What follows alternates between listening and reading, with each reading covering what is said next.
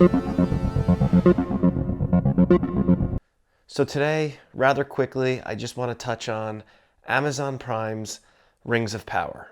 Speak your truth. You already know. I grew up an avid fan of Lord of the Rings. Now, I'm not going to call myself an extreme Tolkien nerd where I know every backstory, every detail of the appendices, every detail of the Silmarillion, every detail of the story. Although I do know the story really well. I've read the trilogy twice. I've seen the movies countless times. I know the distinct, drastic differences between Peter Jackson's films and the original stories by Tolkien. I love The Hobbit. I love these books greatly. They're a big part of my childhood. I know the story pretty well. I'm just not on the level of some obsessed fans. And when I say obsessed, I don't mean it in a negative way. Tolkien fans are notoriously very passionate about their world that they obsess over. So when I first heard, however many months or years ago, that Amazon had purchased the rights to the appendices and that they were going to be making a series out of this, I wasn't shocked.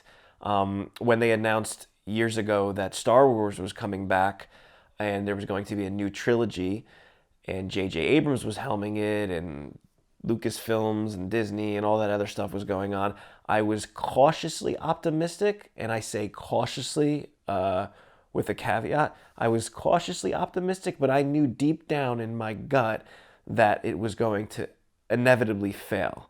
Not fail at the box office, but fail in the hearts and minds of the fans. And I was right.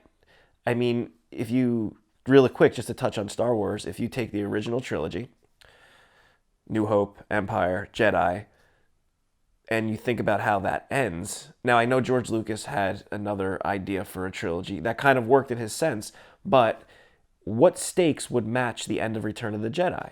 That movie had its flaws, don't get me wrong. The Empire had been destroyed, balance has been returned to the Force, Anakin has fulfilled his destiny as the chosen one by killing the Emperor. What could you possibly do after that?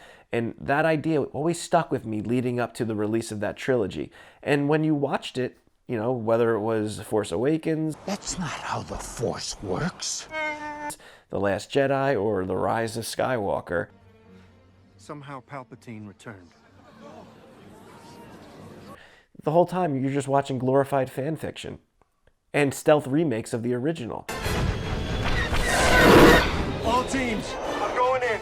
Pull up and cover me. Copy that, Black Leader. Good luck, Paul.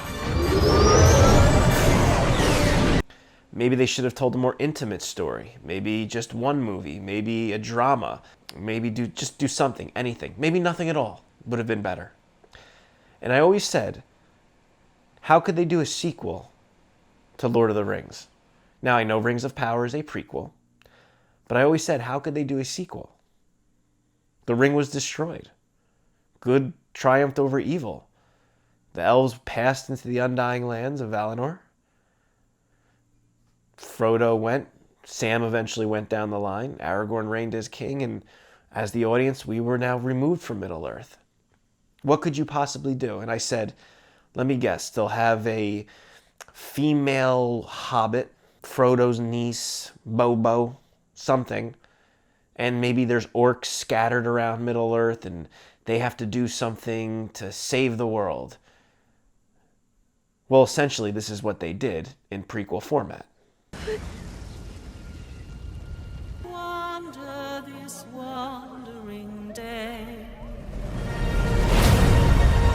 It's all a money grab. And in this world of streaming and insane amount of content, these giant corporations purchase the rights to these nostalgic shows, these nostalgic movies, these sacrosanct stories, and then they just milk it and they exploit it into hours and hours, days and days, amount of shows worth of content. I mean, this is what happens. They did it with Star Wars. They're going to do it probably with Indiana Jones. They're doing it with all of Disney's classics, and they've done it with a million things. I mean, how many shows have come out of movies that are mediocre that we go back and watch? Maybe there's some good stuff in there, maybe, but at the end of the day, nothing's new. So going back towards Amazon's Rings of Power, now that the show is pretty much released. I think the first 2 episodes and reviews are coming out. Yeah, you hear, oh, it looks beautiful. The CGI is incredible. It's so grand. It's so cinematic. But once you chisel past that initial fluff, you're really starting to see the true thoughts of this show come out, the true feelings on it, that it's a catastrophe, that the writing's terrible. You have not seen what I've seen. I have seen my share. Each of us, every one, must decide who we shall be. Writing is where the foundation of any story, any classic film, TV show comes from. And if you're going to spend $500 million on a show, you better have, I don't want to say known actors, because I'm not against casting unknowns, but, have some talent. Hire good writers, hire good directors. This is what's going on. We're having films and shows come out that are studio movies, studio shows, where it's an Amazon show, it's a Netflix show, it's a Hulu show, a Paramount show, an FX show, yada, yada, on and on and on.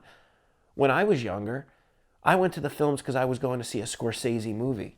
I was going to see the new Spielberg movie. I was going to go see this actor's movie or this new story that I haven't heard before. Let's not forget that Star Wars came out of nothing. Lord of the Rings, when the books came out of nothing. And it was really, a true basis to the initial fantasy, even though there were stories that came out prior to it. But it set the tone. Indiana Jones came out of nothing. Jurassic Park came out of nothing as an adaptation. Alien came out of nothing. Predator came out of nothing. Halloween came out of nothing. And they became classics. They earned a cult following. They didn't just create it based off something that was and then use that fame to then garner your own amount of earnings or buzz or whatever. And Amazon's doing the same thing all the other studios have done.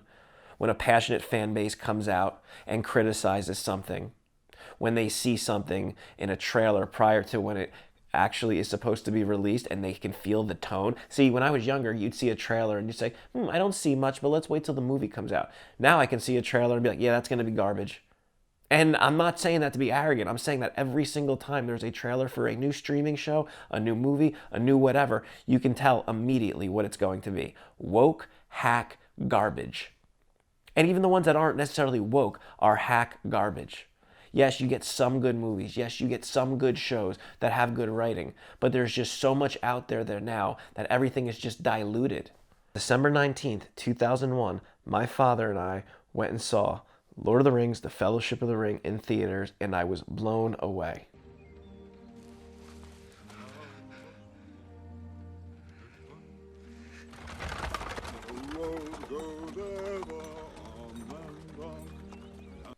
As was he, because he had introduced me to this story many years prior.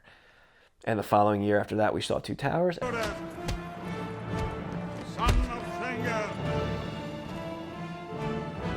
Too long you've sat in the shadows. And the following year after that, Return of the King. It'll be spring soon. The orchards will be in blossom. God rest my father's soul, and I thank him every day for introducing me to the creative arts. When Peter Jackson came out with Lord of the Rings, it was a phenomenal event, even though he had to change things. And when you go back and you watch, you realize the decisions he made in taking certain things out that were in the book, putting certain things in that weren't in the book, made sense.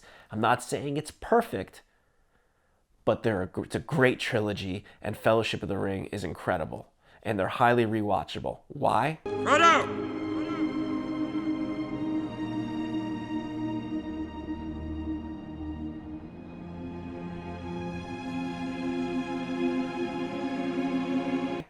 The story's there, the acting's there, the writing's there, the attention to detail's there. It's not just a bunch of post-production CGI artists getting paid an incredible amount of money to do an incredible tedious amount of work to give you an artificial image of a city or a forest.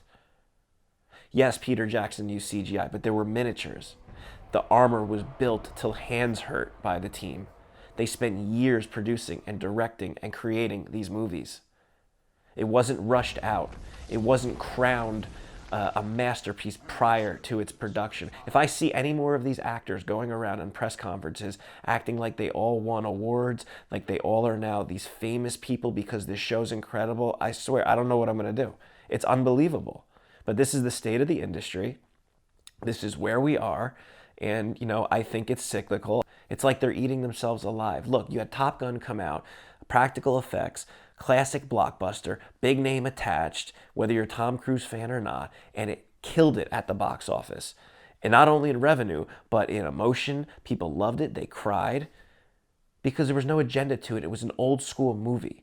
So either studios are going to get wise and go back to originality and give directors the opportunity to take risk, give writers the opportunity to take risk, and create new movies that become legendary for generations to come. Fans are smart. Tolkien fans are smart. They'll see this, and I'm sure you'll have a fan base that'll watch, they'll tune in, they'll say it's wonderful. I'm already seeing some reviews saying this was incredible, but they're all the same. Wow, it looked visually stunning, visually stunning, visually stunning. That only takes you so far. If it's not captivating, if the characters aren't interesting, if you can't relate with anybody, if you can't empathize with anybody, then what's the point?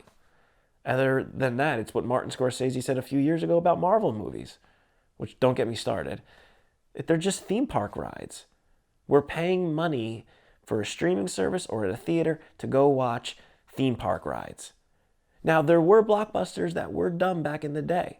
That were, I guess, I mean, look at The Mummy. Movies like that weren't fantastic masterpieces, had bad CGI, but they were also kind of original, and they had good acting and writing, and they had good structure.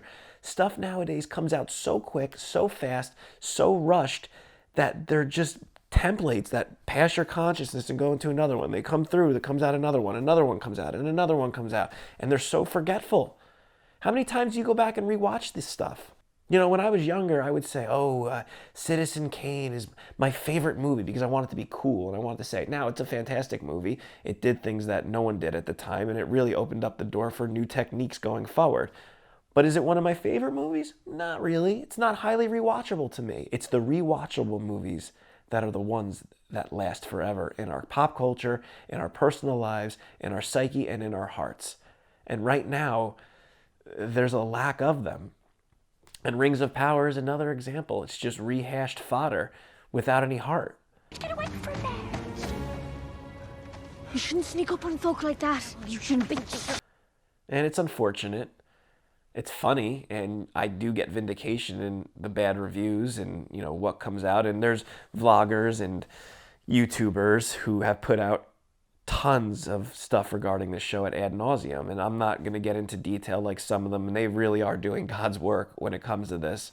But my own thoughts on it are pretty indifferent. I'm not surprised. I'm not shocked.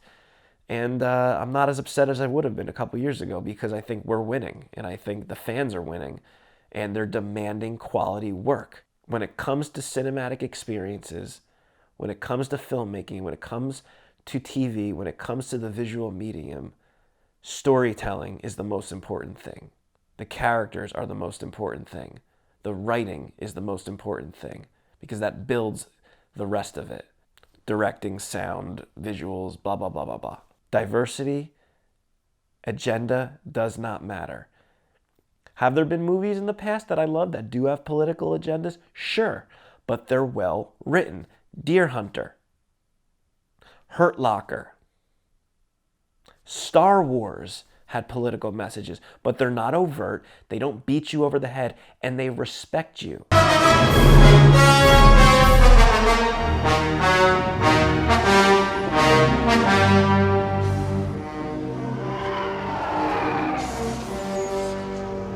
Shows like The Rings of Power are making diversity the forefront, are making the political message the forefront when it should be subtext and it should always take a second to the story.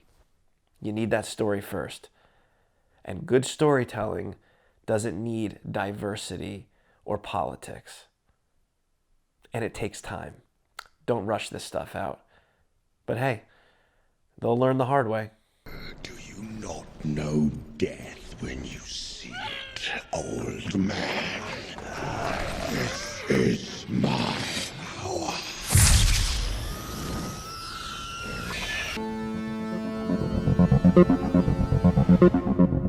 Bye.